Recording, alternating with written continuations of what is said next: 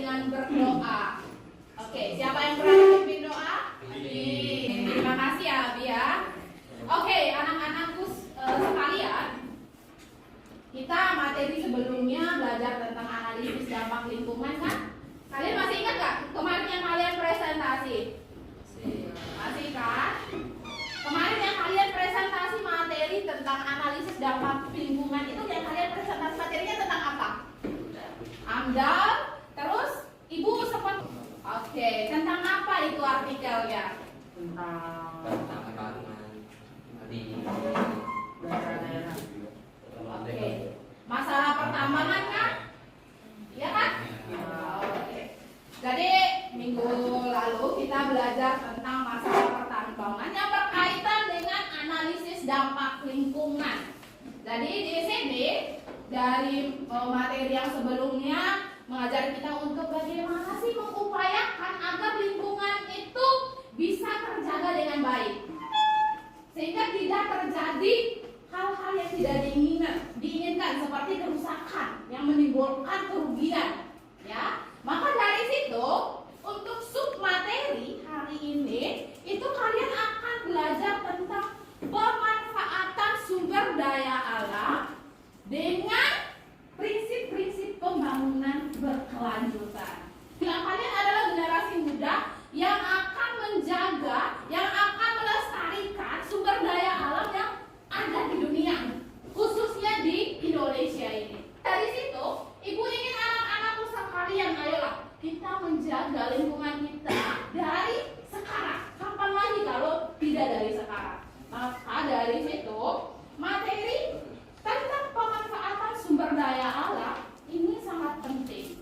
Ya anak-anakku, tujuannya bagaimana? Tujuan yang pertama itu kalian harus menjaga sikap.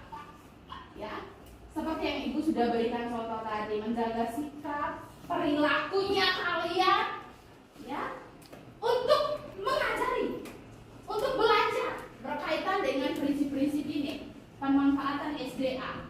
Terus yang kedua, itu kalian harus memahami, harus bisa memahami pemanfaatan SDA sesuai dengan prinsip-prinsip pembangunan berkelanjutan. Dan yang ketiga, ini outputnya dari materi ini adalah kalian harus menyajikan atau mempresentasikan, ya, hasil diskusinya kalian berkaitan dengan pemanfaatan sumber daya alam sesuai dengan prinsip-prinsip pembangunan berkelanjutan. Maka dari situ hari ini Ibu ini mengajak kalian, ya, ayo kita berdiskusi, kita mempresentasikan hasil dari diskusinya kalian ini. Maka sangat penting sekali, ya. Terus metode yang Ibu ajarkan hari ini yaitu metode diskusi. Dan saya jawab, model pembelajaran seperti yang minggu lalu itu kita belajar tentang model pembelajaran problem based learning, yaitu atau PBL. Kita memecahkan masalahnya sudah ada, bagaimana kita mencari solusi untuk memecahkan masalah tersebut. Itu model, metode, sedangkan media yang Ibu pakai seperti biasa PPT dan video. Seperti itu ya anak-anakku sekalian. Itu kalian akan belajar tentang pemanfaatan sumber daya alam dengan prinsip-prinsip pembangunan berkelanjutan. Yang kalian adalah generasi muda yang akan menjaga, yang akan melestarikan sumber daya alam.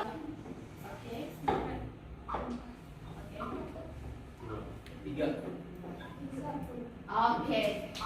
Jadi yang dapat nomor urut 1 duduk di paling depan. Ya, ayo angkat, bisa angkat kursinya, ya, gabung mejanya. Ya. Nomor urut 2 di sini boleh, ya, di sini boleh. 3 di situ, 4-nya di sana. Ayo.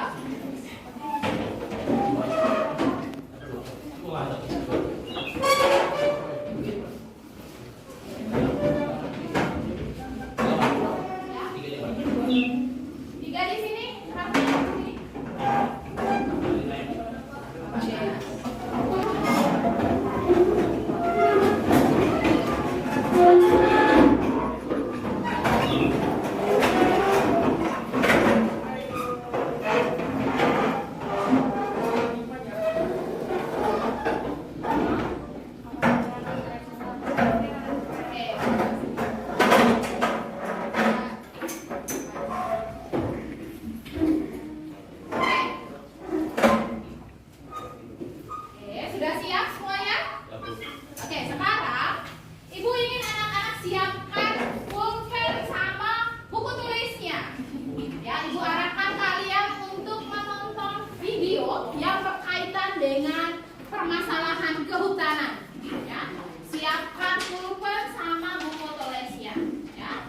Kalian jangan lupa memperhatikan videonya ya.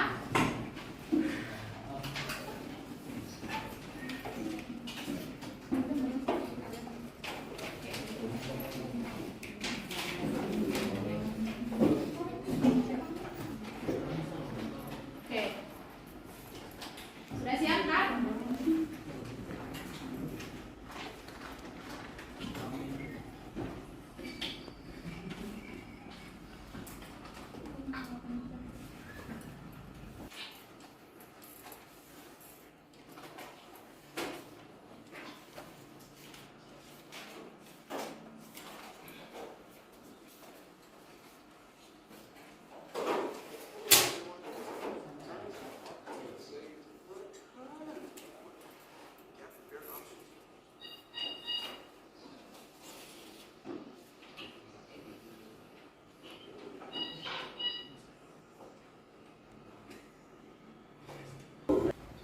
Jelas. Oke. Ibu mau tanya kepada kalian, apa yang kalian temui di video tersebut? Oke, Felicia. Adanya pembalakan liar yang masih berlangsung. Oke, luar biasa ya Felicia ya. Ada yang lain lagi yang kalian temui setelah kalian menonton video? Ayo, Michael. Ibu mau dengar suaramu, Michael. Ayo. Pembulakan liaran dilakukan secara ilegal. Padahal akses hutan buat pembulakannya itu udah dibekukan atau udah dihentikan. Oke, luar biasa ya. Luar biasa. Ya, jawaban dari Felicia sama Michael Alexander itu hampir mirip, tapi ditambahin sama Michael Alexander pembalakan liar secara ilegal. Ya, luar biasa. Ada yang lain lagi? Ayo, ada yang lain lagi? Dan selain pembalakan liar, ini akibatnya apa? Akibatnya apa? Ayo. Ayo, Catherine. Lingkungannya menjadi kayak apa ya, udara yang secara seperti awal itu yang masih alami atau gimana gitu. Oke, lingkungannya menjadi rusak Bu akibatnya. Ada yang lain lagi? Ayo, Ibu mau dengar suaranya anak kelas 11 IPS. Ayo. Ayolah, Abi. Abi. Dampak dari pembalakan liar itu bisa terjadi longsor, banjir, dan lain-lain. Oke, bisa terjadi longsor, banjir, dan lain-lain. Ini jawaban dari kalian ya. Setelah kalian menonton video yang Ibu tampilkan.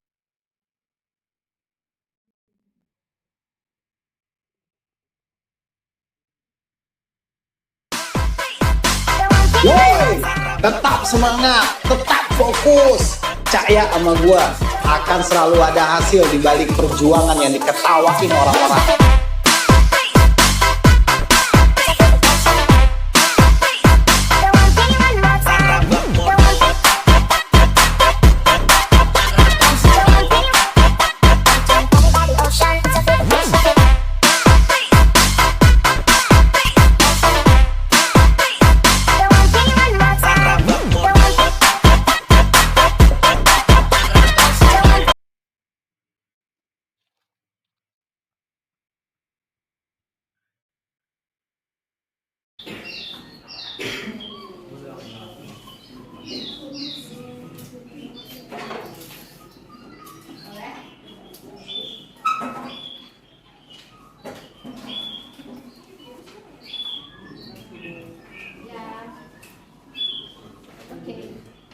Jadi boleh kerja ya.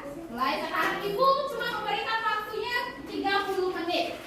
Ya, 30 menit kalian kerjakan. Ya.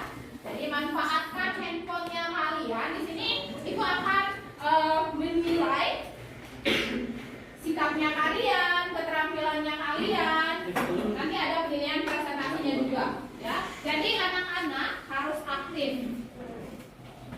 memberikan waktu cuma 30 menit.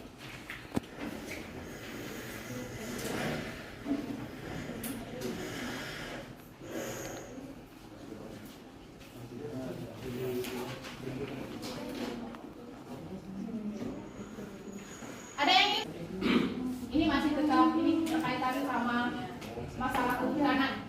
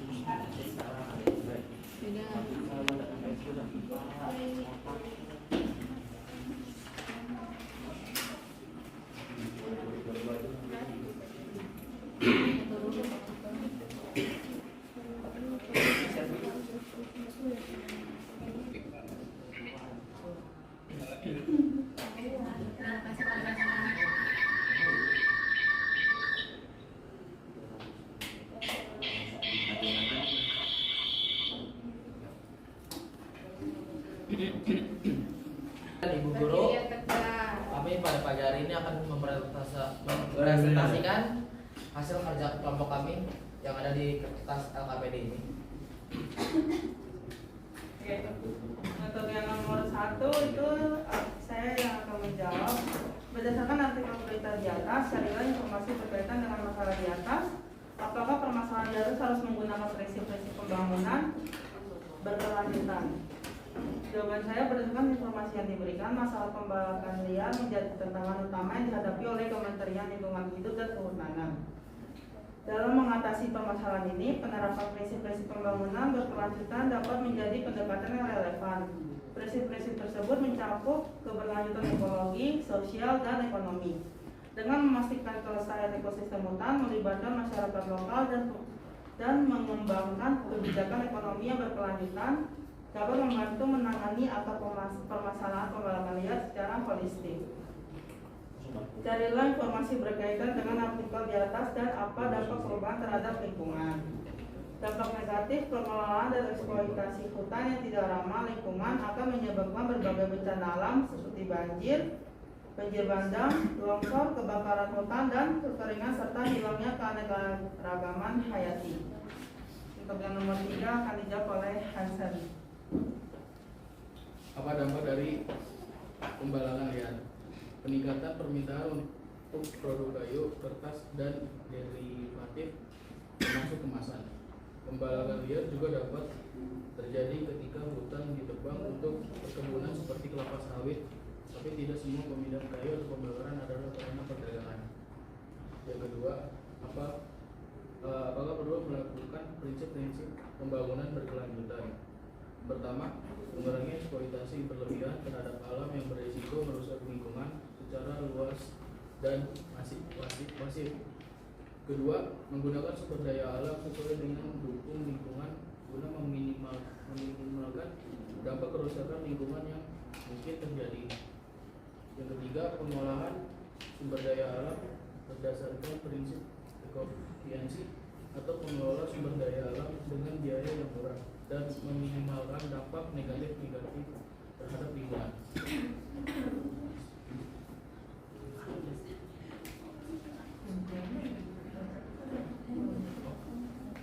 Cek kembali kesesuaian dan permasalahan pembalakan liar yang sudah dibaca. Saya sudah selesai.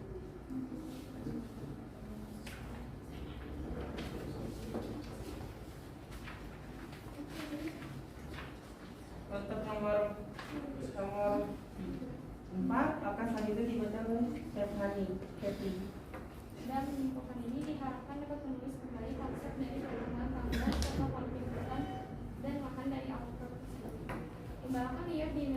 terutama di kawasan seperti cagar biosfer, jam siang kecil dan itu menjadi masalah utama yang dihadapi Kementerian Lingkungan Hidup dan Kehutanan.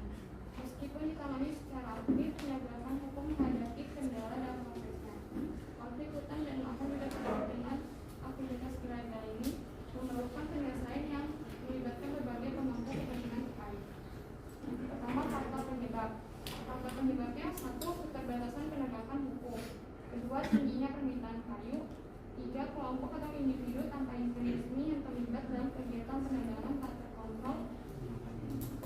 Empat, sulitnya pengawasan wilayah hutan yang luas. Lima, konflik pengembangan ekonomi dan perlindungan lingkungan. Enam, proses perizinan yang kompleks. Perubahan regulasi yang tidak sinkron. Dampak negatif yang ditimbulkan: satu, kerusakan lingkungan. Dua, pengganggu siklus air. Tiga, kehilangan habitat satwa liar. Empat, kehilangan sumber penghidupan masyarakat. Lima, perubahan iklim. Enam, ketidakstabilan ekosistem global, yaitu penurunan kualitas udara dan pengurangan cadangan karbon alami. Cara mengatasi dampak negatif tersebut adalah: satu, memperkuat pengawasan dan penegakan hukum yang tegas. Dua, pengelolaan hutan yang berkelanjutan dengan mengutamakan rehabilitasi hutan. Tiga, mengedukasi masyarakat serta melibatkan mereka dalam upaya pelestarian hutan. Empat, pengembangan alternatif ekonomi. Lima, kerjasama antara pihak pemerintah, LSM, komunitas lokal, sektor swasta untuk menciptakan strategi dalam mengatasi masalah pembakaran hutan. Selanjutnya dibaca oleh Fadil Alexander. Pada soal berikutnya kita diberikan pertanyaan, jelaskan pengertian dari pembangunan berkelanjutan. Pembangunan berkelanjutan adalah upaya sadar dan rencana yang memadukan aspek lingkungan hidup, sosial, dan ekonomi ke dalam strategi pembangunan untuk menjamin kebutuhan lingkungan hidup. Pada pertanyaan kedua, jelaskan secara singkat pemanfaatan SDA, kehutanan, pertambangan, kelautan, dan pariwisata sesuai dengan prinsip-prinsip pembangunan berkelanjutan. Pada kehutanan, pemanfaatannya adalah meningkatkan mutu dan produktivitas kawasan hutan dan hutan rakyat. Yang kedua, meningkatkan penelitian dan pengembangan di bidang kehutanan. Pada pertambangan, adanya bebas impor dan adanya sumber lapangan pekerjaan baru. Yang ketiga, pada perikanan, meningkatkan produktivitas perairan dengan penebaran jenis ikan. Yang kedua, tidak menggunakan bahan meledak untuk menangkap ikan. Dan yang terakhir, pariwisata, harus dilakukan monitoring dan evaluasi mengenai dampak pariwisata. Sekian presentasi dari kelompok kami. Ada yang ingin bertanya? Ada penambahan atau Bertanya, penambahan, atau ada yang pengen menyangkal jawaban kami? Oke, dari kelompok 1 silakan bertanya. Tadi kan saya mau bertanya. Tadi kan ada katanya yang bagian mengelola dengan biaya yang lebih murah kan? Yang salah nomor 2 kalau nggak salah.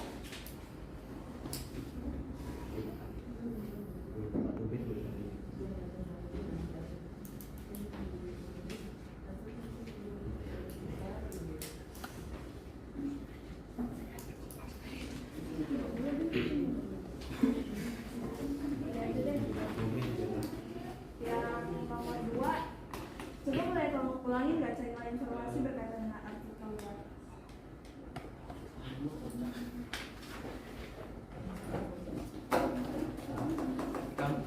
Tadi jawaban kami untuk nomor 2, dampak negatif pengelolaan dan eksploitasi hutan yang tidak ramah lingkungan akan menyebabkan berbagai bencana alam seperti banjir bandang, longsor, kebakaran hutan, dan kekeringan serta hilangnya keanekaragaman hayati.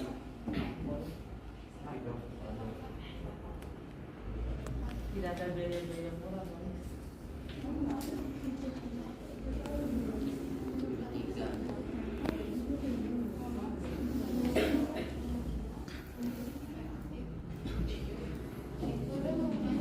Kalau yang nomor 3 apa?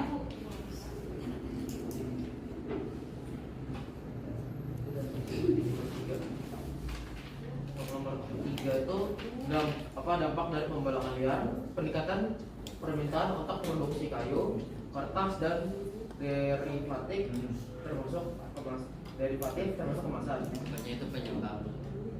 Iya, kenapa dampak dari pembuangannya? Nomor 3. Dan yang ditanya itu dampak bukan penyebab.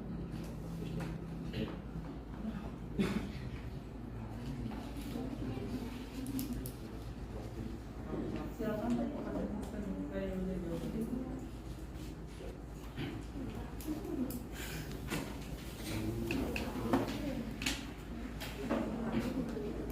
Mungkin ada lanjutannya tadi Pak. Pembakaran liar juga dapat terjadi karena ketika hutan ditebang untuk perkebunan seperti kelapa sawit, tapi tidak semua pembiayaan kayu atau pembakaran adalah karena perdagangan. Apakah itu menurut kan itu dampak apa penyebab begitu? Nanti saya mau minta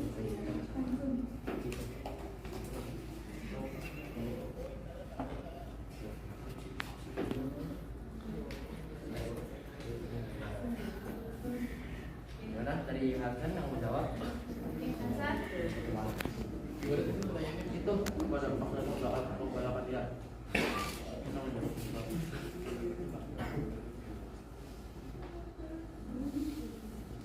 Ini yang tadi dibagi sama Michael Alexander mungkin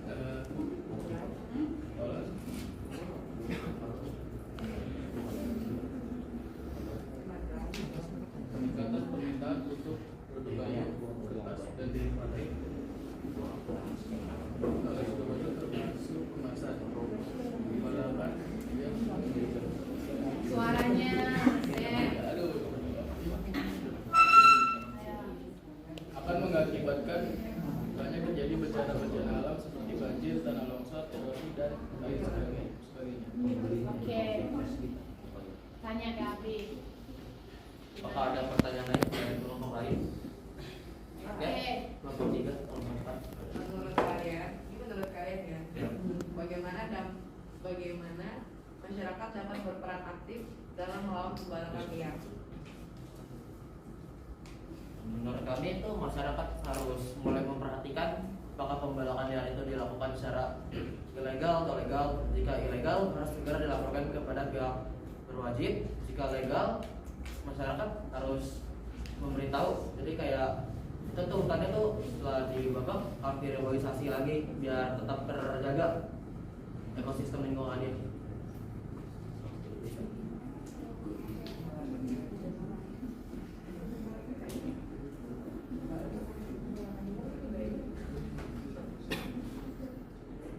Apakah ada pertanyaan lain?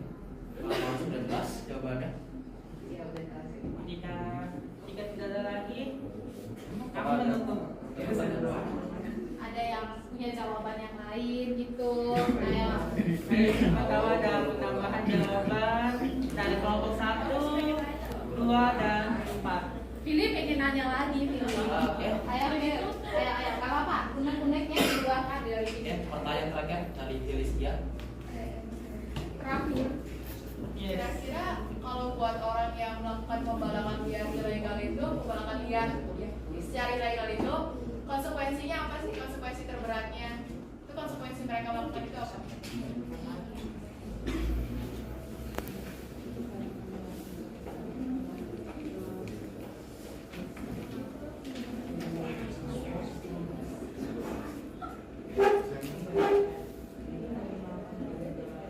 Boleh bantu Stefani?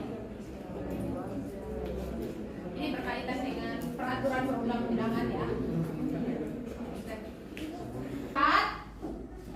Ada masyarakat tertentu yang menebang pohon, kita pendekatan secara pribadi dulu. Ya, pribadi itu yang pertama. Yang kedua, kalian adalah generasi muda. Dari situ kalian harus istilahnya berpartisipasi aktif di tengah masyarakat untuk menjaga lingkungan sekitarnya. Ya, anak-anak dengar? Oke, mantap. Untuk hari ini kalian cukup aktif ya. Dan kalian sangat aktif loh. Ibu tidak habis pikir, kok mantap banget ya. Karena ibu malas untuk persiapan ya. Ya, kalian nggak tahu ibu apa adanya. Ya, Oke, untuk hari ini cukup sekian. Kita hari ini tidak ada quiz. Kalian harus untuk pembelajaran hari ini kita harus berdoa. Anakku rotua, ayo lanjut. Akhirnya aku pakai kamu. Ini baru bilang jadi gue selalu nggak pakai.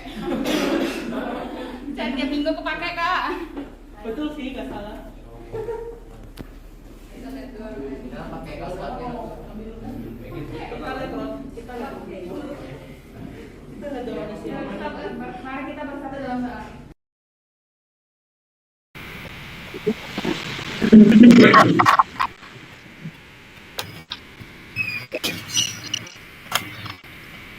Ibu Stefania, waktunya habis.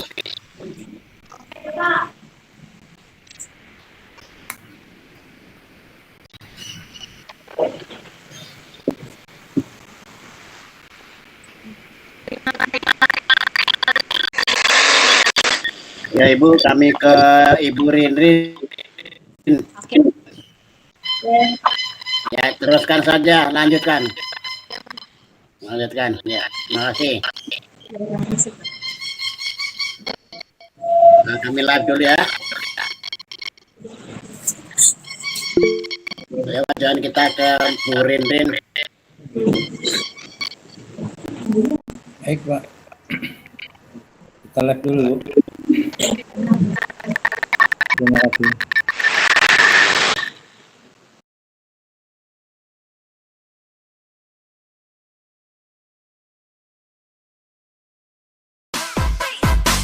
Woi, tetap semangat, tetap fokus. Percaya sama gua, akan selalu ada hasil di balik perjuangan yang diketawain orang-orang.